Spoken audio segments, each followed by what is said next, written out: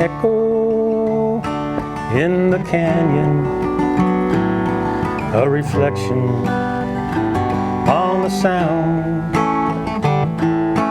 When I'm really looking, I can hear you all around.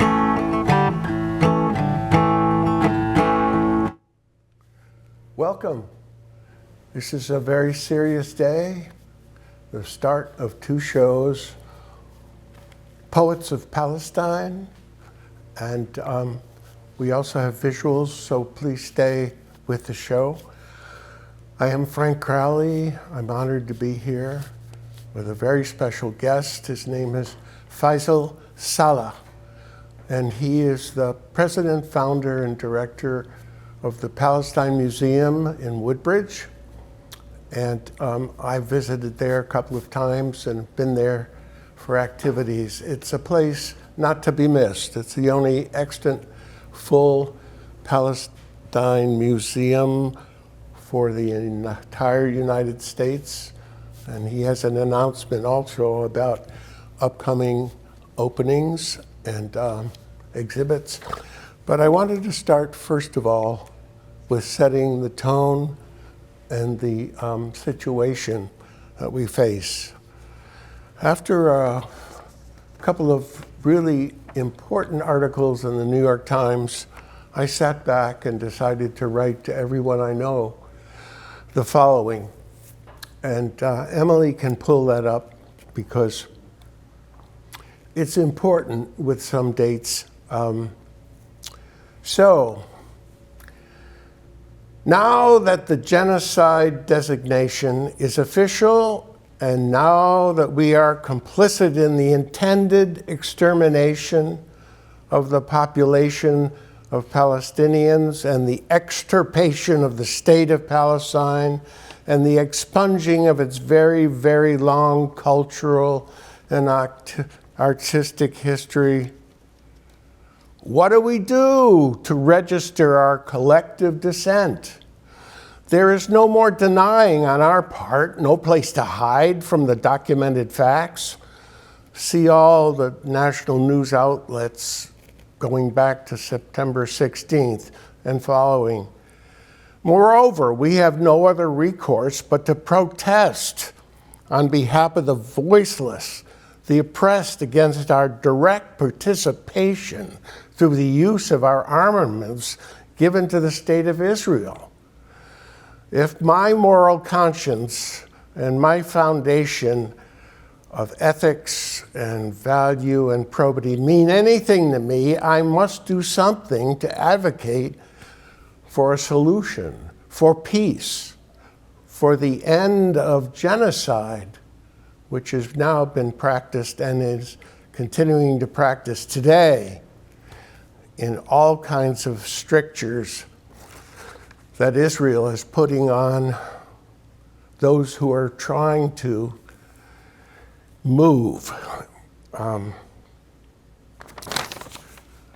that's my personal statement. Faisal Saleh, you have been here twice before. Mm-hmm. And now this is the watershed moment. Everything's come together. There's a flotilla, and they're already intercepted and being arrested by the Israeli authorities. Greta, she's the famous one who's already been taken in. Mm-hmm. And this is the second or third time they've tried. This time it's much bigger. Countries have recognized the state of Palestine, Western European countries. That's the context. We are now, I think, at a crisis point. At the same time, we're at loggerheads. And speaking of heads buried in the sand, so many of us as American citizens are out of line of fire. So we've gone into our sleepy mode of closets, fighting even the awareness of the atrocities that are going on And of course, the same thing with Putin in the Ukraine. Faisal, how do you do what you do? This is our third visit. You've been willing to come back through all of this that is just weighing so heavily on you. But you're active, you're doing things like the most recent events. What are you up to? Well, thank you so much for your attention to this matter and for attracting other people's attention. It is shocking to walk around the streets and the establishments of this country, to walk around restaurants, to go to churches, to go places, and it's business as usual. There's nothing happening, not a mention, not a word. You know, my wife is Christian, and I go to a church with her, and once in a while, and I go in, and nothing mentioned. You know, like if Christ was with us today, we know he will be against all this. Hello. And all the teachings of Christ are being trampled on by the Western countries and by Israel and all its supporters. Right. Where is the humanity? Where is the justice? And not to mention international law, Yeah, the UN's foundation. yeah. Hardly anybody even talk about that anymore. Now, it's important to point out that what we are seeing today is basically the climax or the highest point of this unspeakable acts of state-sponsored terrorism. This has been going on for 100 years against the Palestinians. Yes. The only difference is now it is visible and people are seeing it. But in 1948, similar things took place. Oh, wow. Absolutely. And not just in one small area like Gaza, but throughout all of Palestine, and involved over 500 villages and 500 villages and towns that were depopulated and cleansed through terrorism, through evacuation at gunpoint, and over 40 massacres to terrorize the population and get them to leave. And to get them to fled. Yeah, it was ethnic cleansing in its ugliest sense. So since 48, this campaign against Palestinians by Israel has been in full swing. Yeah. And every couple of years, every few years, it manifests itself in uglier and uglier attacks on Palestinians, and a lot of killing, whether the killing was taking place in the West Bank, or it's in Lebanon, or in the refugee camps in Syria or Jordan. It's a major onslaught against Palestinians. Israel is determined at erasing Palestinians off the face of the earth, and that is what's going on right now. And that's patently obvious. But what happened? It is Yom Kippur, reckoning time, a holy day. Atonement Day. Atonement Day, ironically. Mm-hmm. So you're absolutely right about the climax and crisis. All of this has come together to a point of moral and ethical destitution on the part of pretty much all of the Western countries. Mm-hmm. And the history, again, of 100 years is worth reviewing, but what's happening right now on the ground is the scariest of all. Mm-hmm. Gaza City is being pulverized as we speak, and the terror unleashed by the IDF the military arm of the state of Israel is so incomprehensible in 2025 with the establishment of the UN and that body in terms of international law and proscriptions against killing civilians and so on and so forth. But damn the law seems to be the attitude.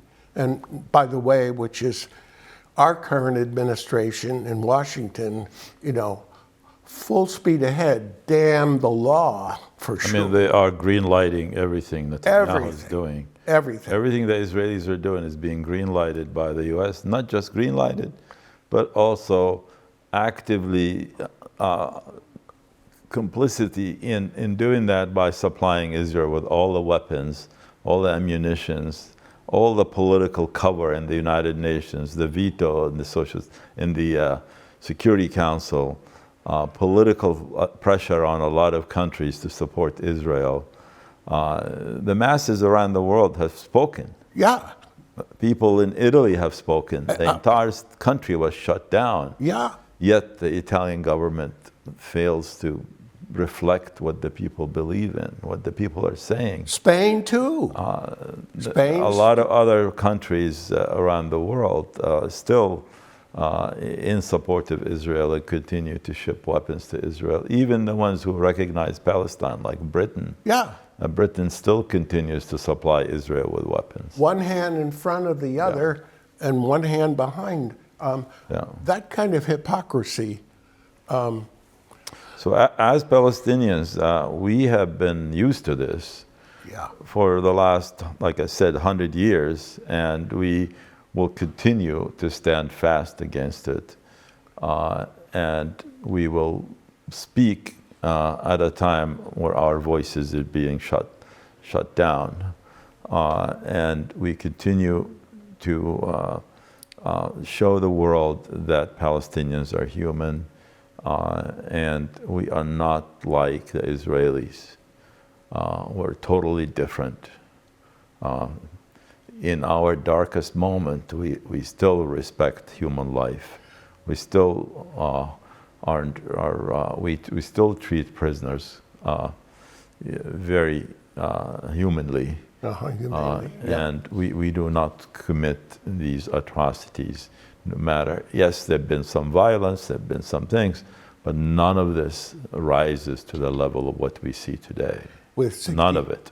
65,000 casualties of Palestinians. These are just the initial numbers. It's believed that there's between 200 to 300,000 once all the rubble is cleared. Exactly. And it continues today. So as a museum, we reach to our ability to exhibit artwork. We reflect the views of Palestinian artists who are making art under the most severe conditions.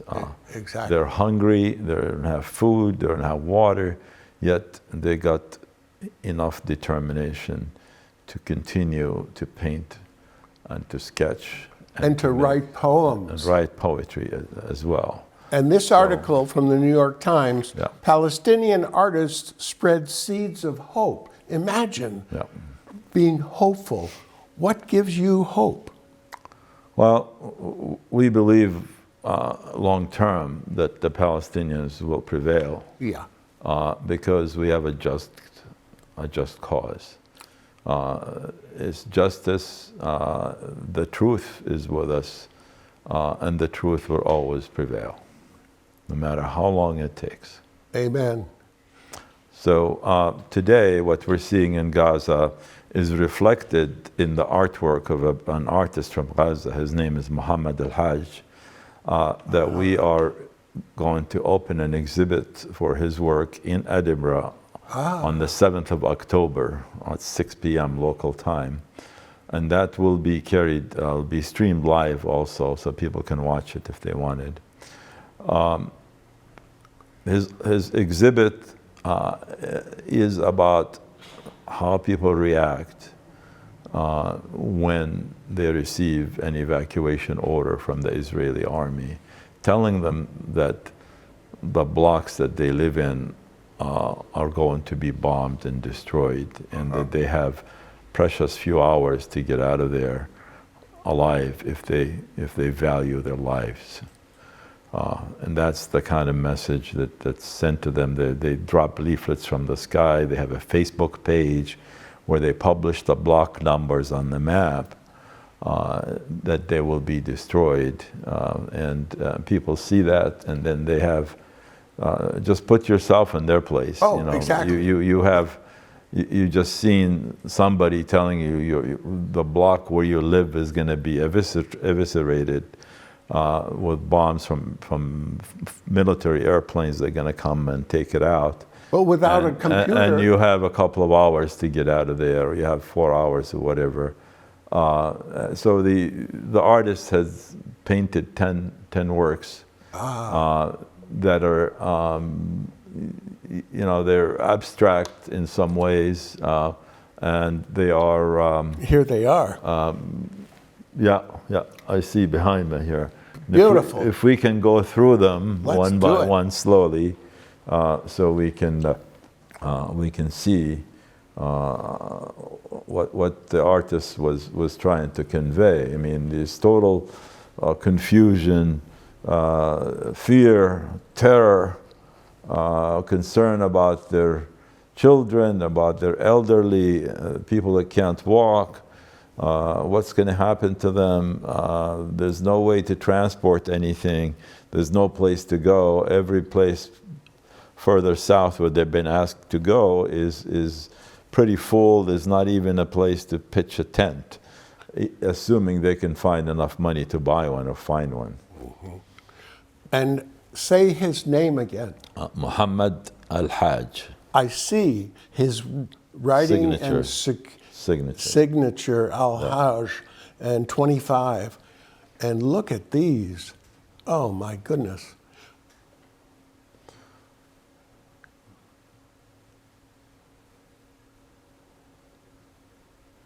Bombs falling.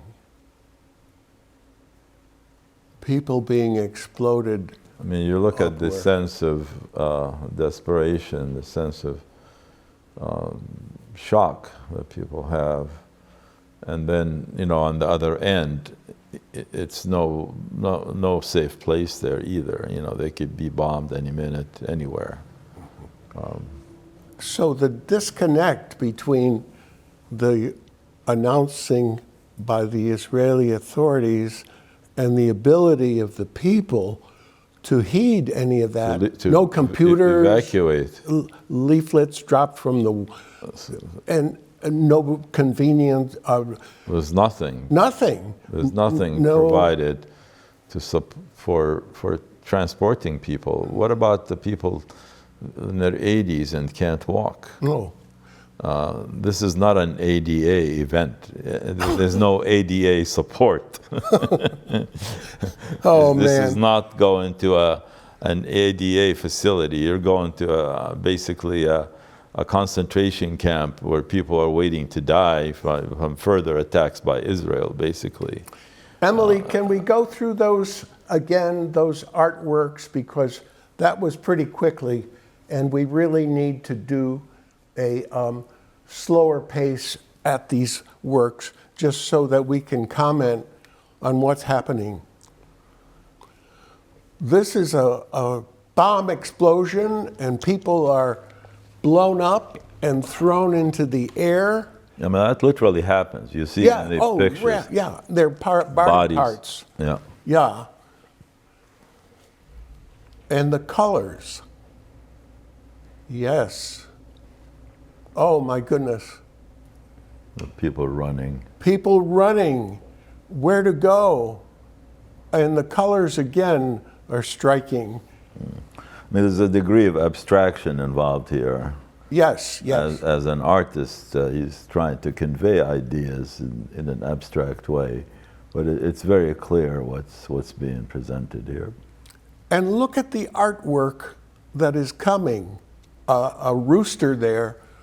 And look at the combination of the abstract and the This artist is very skilled at shadows. You can see shadows. the use of shadows and the use of color. Oh, look at the And colors. the figures. Look at that gentleman sitting down, Exactly.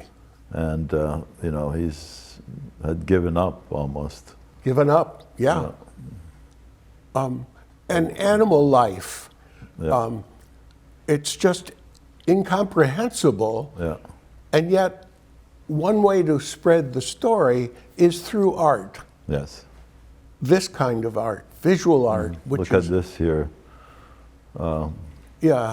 very visual and very visceral. You can feel the tragedy and the pain. Let's notice that the signature 2025. 2025, That was like a month ago, a month ago. but it's happening now. It's happening today. It's interesting how artists can have a premonition of something happening. Oh, that's true. But these evacuations have been going on. Oh, yeah.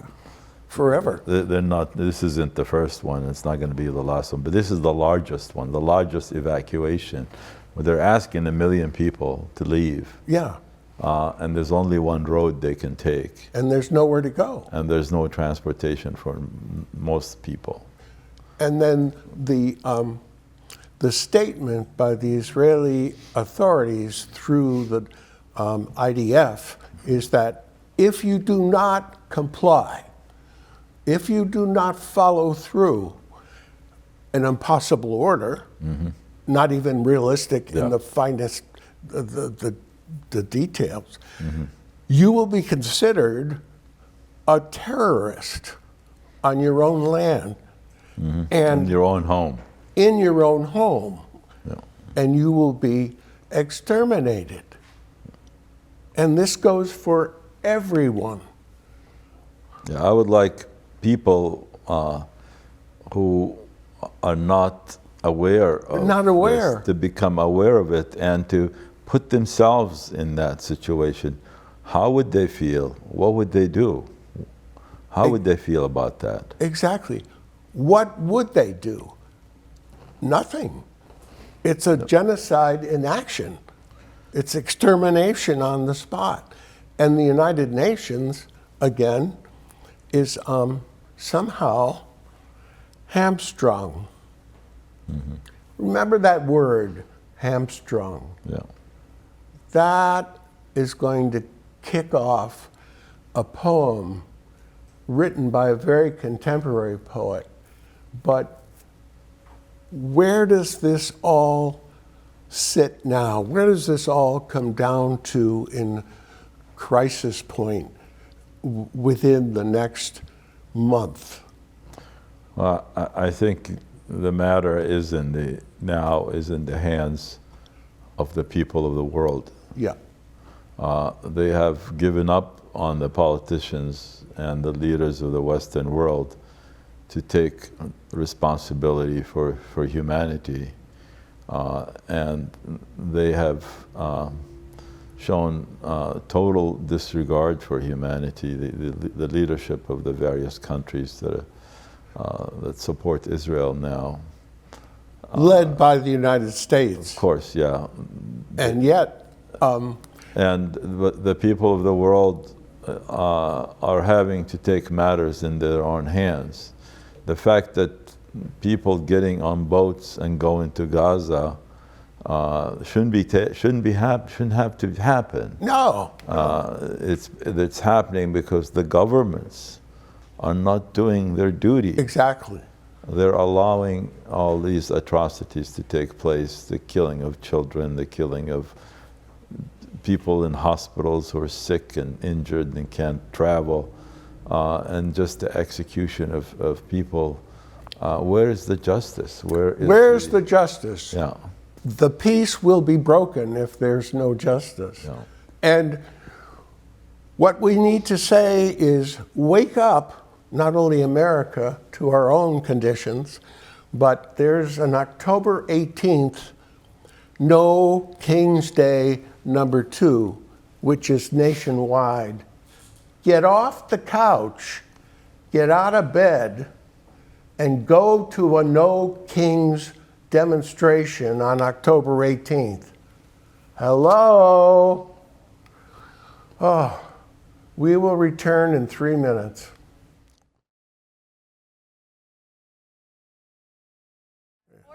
Don't turn to phony websites filled with fake promises. It can take 6 weeks or more to get a passport. So if you plan to travel internationally, you might be looking for a site to expedite the process. But beware of scams. One Connecticut consumer recently reported to Better Business Bureau's scam tracker that when her local post office ran out of forms, she went to the internet to print one off. Not only did the site charge her for the form, but in filling it out online, she shared important personal information like her social security number with the scammer. And when she went to the post office, they informed her that she had indeed been scammed. While there is a charge to get a passport, the forms themselves are free. And appointments with the State Department's passport centers also won't cost you a dime. If you're running out of time, you can opt for expedited services and shipping through the official government website. That's travel.state.gov. And before you jet off on your next trip, visit bbb.org/travel for more tips.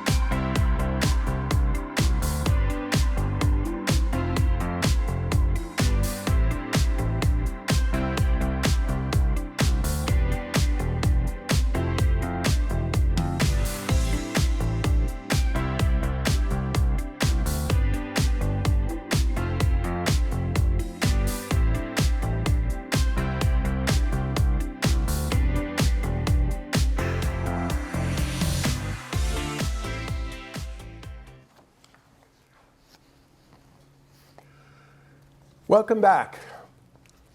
We have a poet and two others, very famous, well-known in Palestinian culture and the world, actually.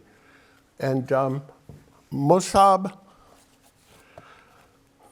is really a find for us. Mossab has written many poems we'll allude to today. History class. At my first history class, the only students attending are the future, the present, and the past. But when I step in, the future gets ready to leave, while the past is handcuffing the present, slicing its hamstrings,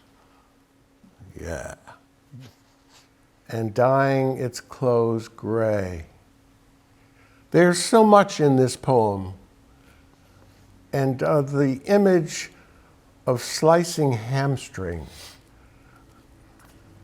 How do people evacuate when their hamstrings have been sliced?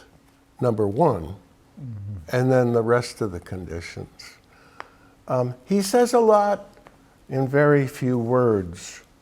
I'll just read you a few evocative words from 1948.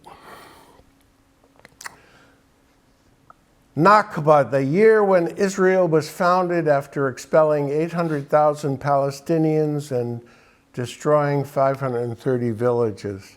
He's got a lot of history in his poems. Bullet, bomb, smoke, dark, door locked. Stay with me, Daddy, stay inside.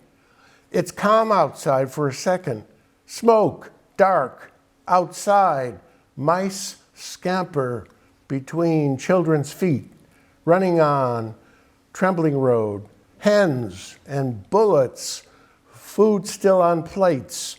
on deserted kitchen tables, water warmed, screams everywhere, roller coaster broken, coffee spilt on rug grandmother sewed, cat dead, kittens mewing, sparrow on window, shrapnel hits door, water leaks, earth soaks blood, fighters aim at, soldiers shielded inside armored vehicles. One falls, another springs to fall again in blood pool, bombs, smoke, chokes, morning air, lip drenched, sun helpless, moon absent, no oil for lamp. A surviving lamb bleats, and hundreds of tongues in the village, no sound. This gentleman is really not only established, but he's up and coming. Let's pull up his picture and also the statement of who he really is. There he is. Mossab Abu Toha is a Palestinian poet, short story writer, essayist from Gaza. His first collection of poetry, Things You May Find Hidden in My Ear, is a beautiful, beautiful, wonderful addition. And that was precursor to Forest of Noise. He's growing as a poet. I can see his growth as a poet in between the two. He has been a finalist for National Book Circles Award and won a Palestine Book Award, an American Book Award, and the Derek Walcott Prize for Poetry. Abu Toha is also the founder of the Edward Said Library in Gaza, which he hopes to rebuild. He recently won an Overseas Press Club Award for his letter from Gaza, columns for the New Yorker. Oh, he's in the New Yorker too. How about a couple? Yes. All right, so the first poem is called A Request After Rifat al-Arir. Rifat al-Arir is the Palestinian poet who was killed by Israel, who had, prior to his dying, wrote the famous kite poem, as some people refer to it. The kite poem, we talked about it. It started that. with, if I must die, you must live, to sell my clothes to, etc., etc. Etc. What a wonderful, well-known. This poem, A Request After Rifat al-Arir. If I'm going to die, let it be a clean death, no rubble over my corpse, no broken dishes or glasses, and not many cuts in my head or chest. Mm-hmm. Leave my ironed, untouched jackets and pants in the closet, so I may wear some of them again at the funeral. Meaning in his own funeral, of course. He's not going to be walking around his funeral. No. Yeah. This one is a love poem to Maram. When I sit to write, you know that, and when you distract our kids from my writing room. When I read the poem to you and ask, what do you think? You say, it's beautiful, though you know what frustrates me. Beautiful is not enough, not next to you, not next to the poem. I'm asking you about what makes my poem a poem, just like when you ask me what makes you my love. Your tears, your scolds when I spend too much time writing my poems. When the tea grows cold, your jealousy of the poem, the way you searched for me when I was kidnapped. Our daughter Yafa told me all about it when I returned.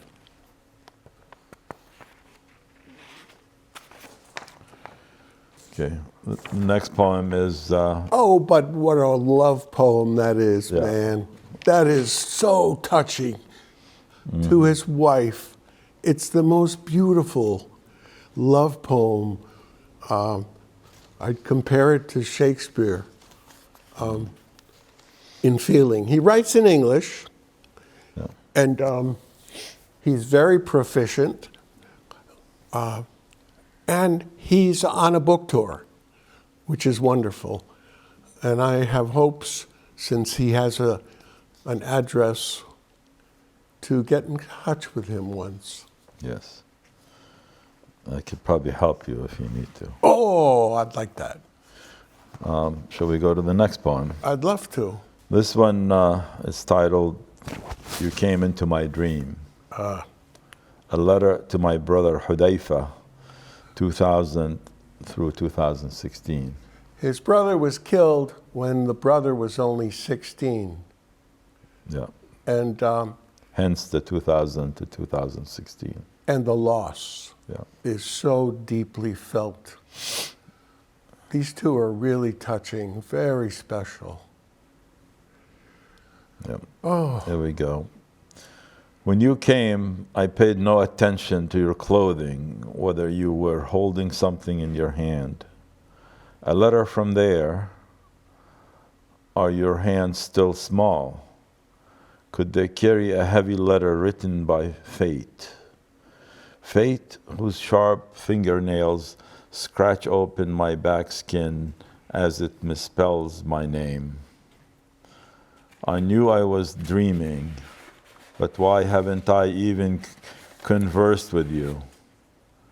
Maybe ask if you saw grandfather up there. Maybe he is still stuck and planted in Jaffa, somewhere, tending an aging orange tree.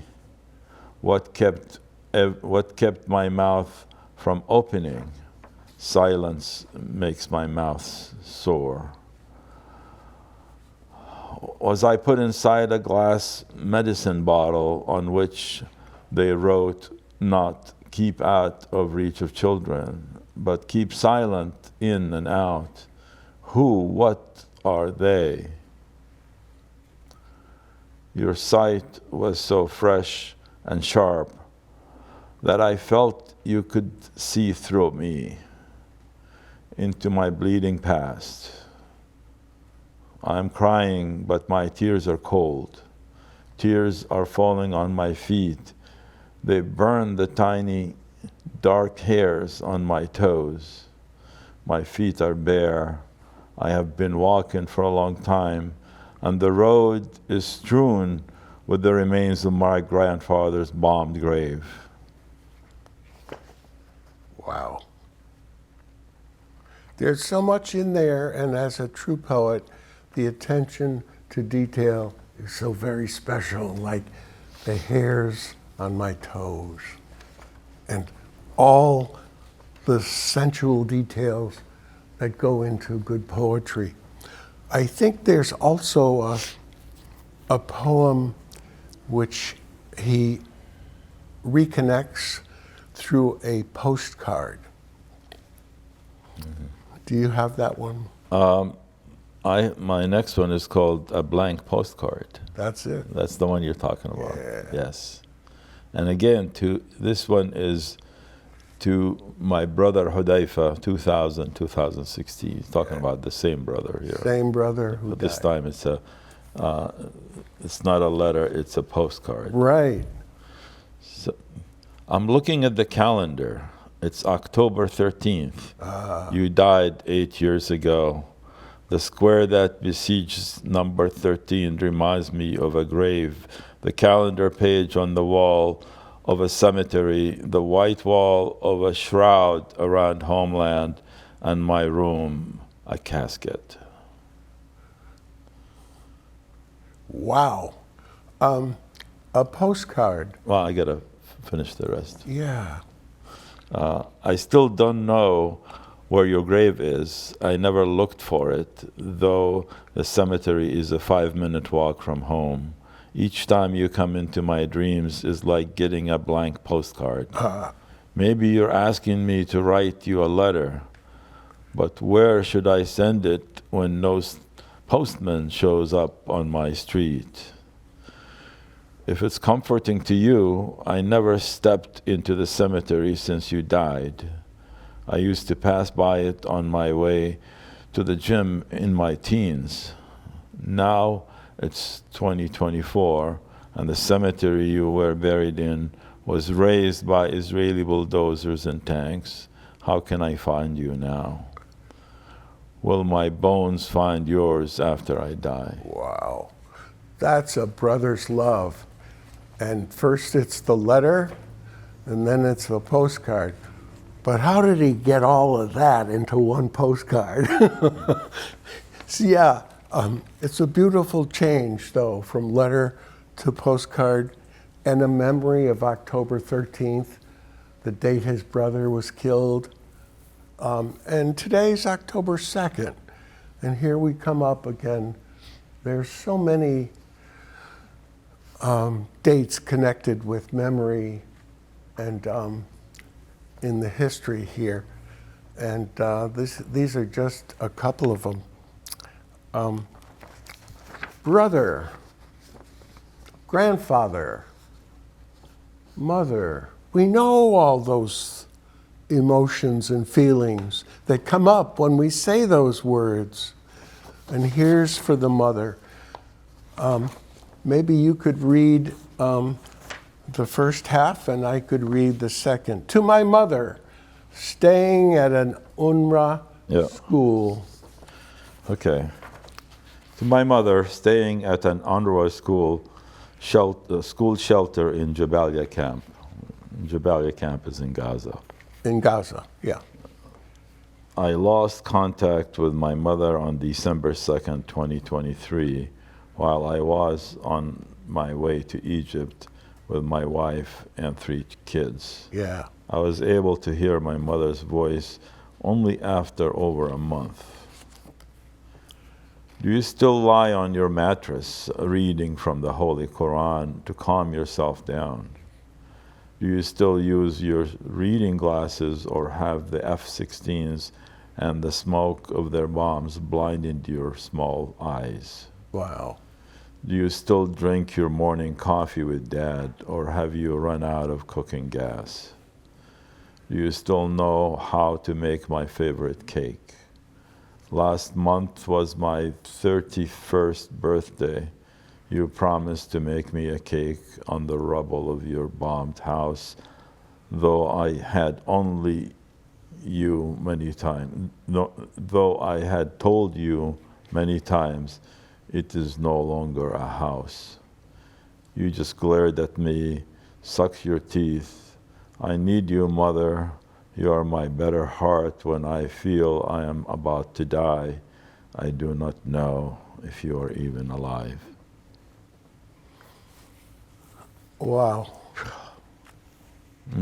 Mother, what that denotes and connotes to all us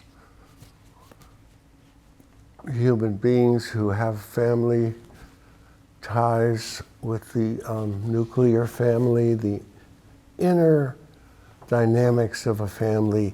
And his details are beautiful. Again, make a cake on the rubble. The irony of being in the middle of war, in a war zone, and an extermination to try to make some semblance of normal life, poke through. Can we make a cake? This is on his way out of Gaza with wife and 3 kids through Cairo.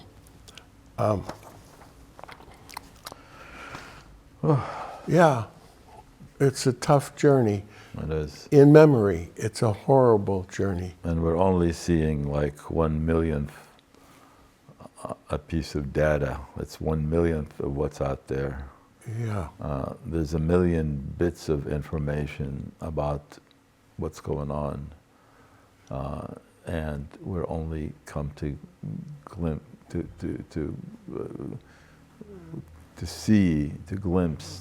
get a glimpse of 1/1,000,000th of it. Let me tell you a story. Yeah. Recently at the museum in Edinburgh, there was a festival in Edinburgh in August, and we had book events for many authors. One of the authors was talking, he has a book called Daybreak in Gaza, and he was talking about coming across a kid, like a 10-year-old kid in Gaza, who found a piece of a mirror in the rubble. So he took it and he became an entrepreneur.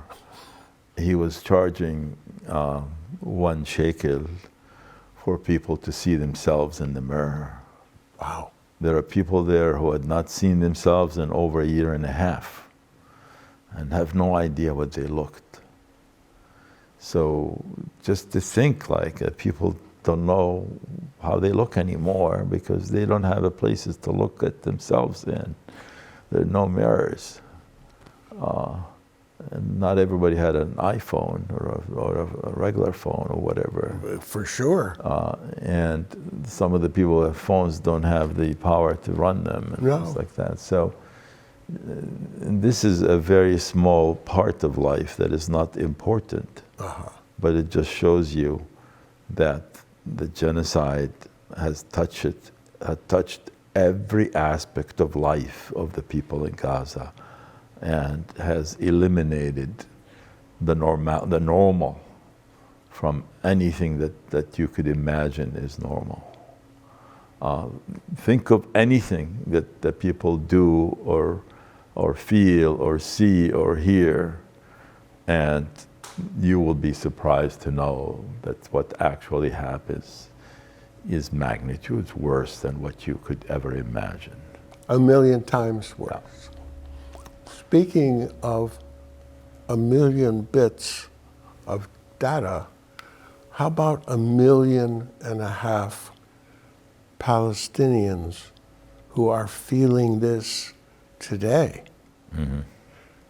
who have mothers, who have brothers, maybe they've lost several family members, where the grandfather is buried and the Israeli bulldozers have come through the cemetery. There's a picture at the entrance of the Palestine Museum in Woodbridge, Connecticut, which is stunning. It's of an American and a bulldozer behind her, and she is about to die because the Israeli bulldozer is going to cover her over in the rubble because she did not heed the warning to step away. That is so stunning and so riveting that I never forgot it. You're talking about Rachel Corrie. Yeah, Yes. Rachel Corrie.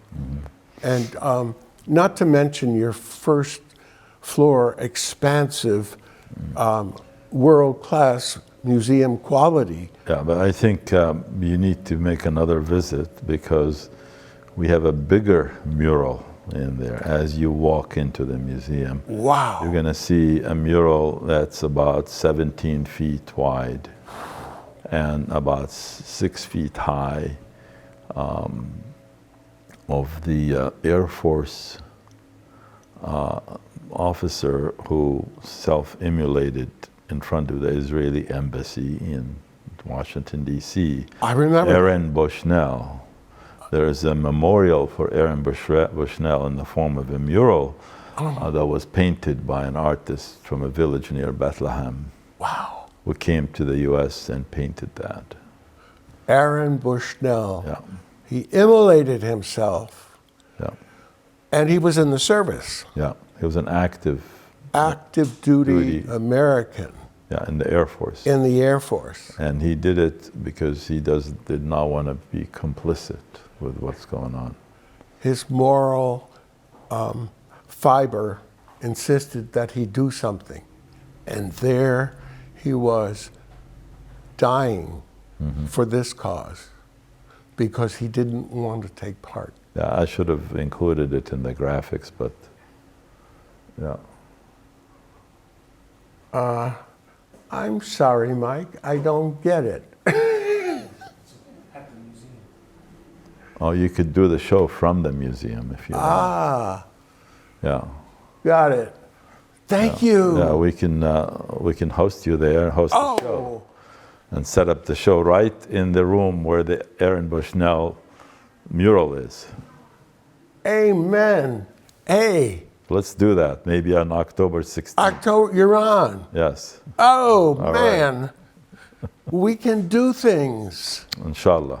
Inshallah, we can do things. And then we can get an update on what's going on in Gaza. And I will be talking to my friend, the artist, the one we saw his artwork. I speak to him every other day, Oh, just to check on him and to see what's going on. We're trying to get him to